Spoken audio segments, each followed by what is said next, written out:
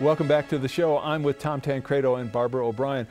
And one of the things I want to discuss, I would like to discuss, are kind of these different elements which have, I think, created a structure which makes it difficult for people to compromise. I think people talking to each other, certainly you can get people to talk to each other. That doesn't mean you're going to get a solution.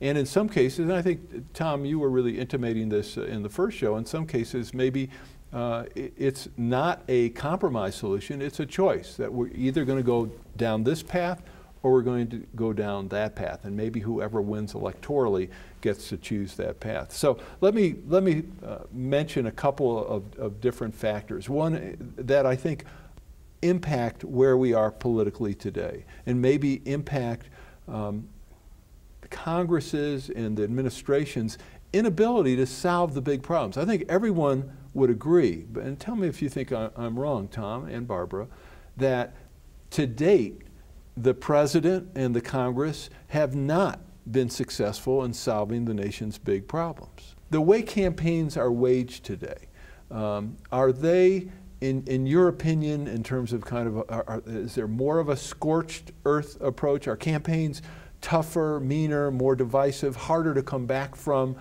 in terms of opponents shaking hands and smiling at each other today than they were 20 or 30 years ago, or is it really no different?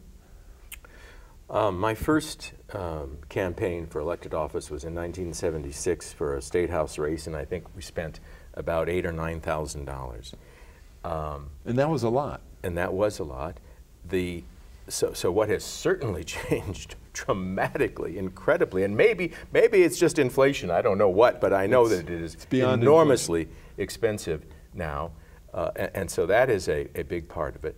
But in terms of the interpersonal dynamics of a campaign, I didn't see it I don't recall anything that was significantly different from the time I first ran to the last campaign in 2006. But you see, now we're talking about congressional districts here, and just exactly what Barbara was saying is accurate in that my district was a safe Republican district, and a safe one even for a person as conservative as I am.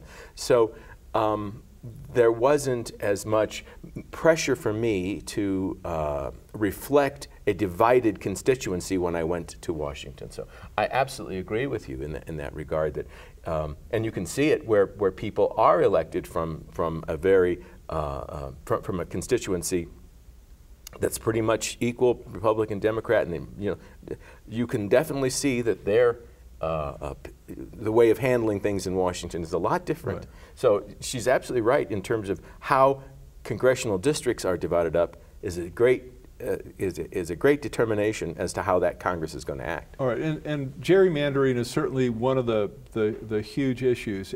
But you also have a phenomenon now, really, and again, correct me if I'm wrong, where with both parties dominating the extremes of both parties, dominating the majority of decisions in those races. If you have 435 House races, and if 80 or 90% of them are not competitive, it means the nominee of the dominant party ultimately is going to be elected from that district. I think the independent expenditure committees that come into elections do a lot to poison the water, because they usually come from other states.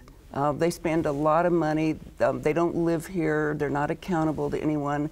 They can say, usually they're a single issue group. They can say anything they want to try and make a point. So you have candidates now having to raise a huge amount of money, having to campaign, and then gigantic amounts of money coming in from outside around one issue, and you don't know who they are. And I think that has to play some role in creating this. You get wounds, you get scars from going through that. You're absolutely right. What happens in the campaigns that it really have nothing necessarily to do with the individual candidates, but more to do with a lot of organizations that come in to support one side or the other, is, I think, responsible, at least to a certain extent, for the degree of contention that exists after that campaign is over with. nastiness. You know, the old thing about we all despise negative advertising, but it seems to work, and so therefore everybody uses it. But it really does make it poisons the water in a way that I think is just, I don't like it. I really and truly mean this. I know I'm considered to be, you know, Dr. Evil, you know, in terms of my politics or something, but I'm telling you, I'd much rather run a race solely on issues. I love that. I'm an issue type of person. I enjoy debating issues. But I know I ran for governor of this state in a very peculiar race for sure, and campaign. It was, you know, 2 months. I got into it in September something, as a Constitution Party candidate, and I got enough. So I mean, 39% of the vote was pretty. When you consider the Republican got 11% of the vote. Now, but I only mention that because if the other side thought that I was in contention, you would have seen the most incredible ad campaign, because I am a controversial. They would have had a lot of material to work with. I'm just going to say, because I am a controversial candidate. That's for sure. I know that. But you know what? It was fun. It was absolutely the most fun I have ever had running for office. In any campaign I've ever run, out of 9, that one was really fun. Why? Most of the time I was just debating issues, and you never had to go home and look at the television calling you a Nazi, you know, a racist, and all the rest of that stuff. So it is absolutely true. But what happens in the campaign and the kinds of and it's not just certainly not just, you know, Democrats against running nasty. No, it is both sides being as nasty as they possibly can, and then expecting afterwards, when you know, boom, everything's done, the campaign's over with, and because you know, that was just wonderful. What enjoyable. You called me every name in the book. You know, good SOB. Well, I want to mention that from a fundraising perspective in a minute. We're going to take a quick break. We'll be right back with Tom and Barbara. There's more of the Aaron Harber Show after this. Coming up next.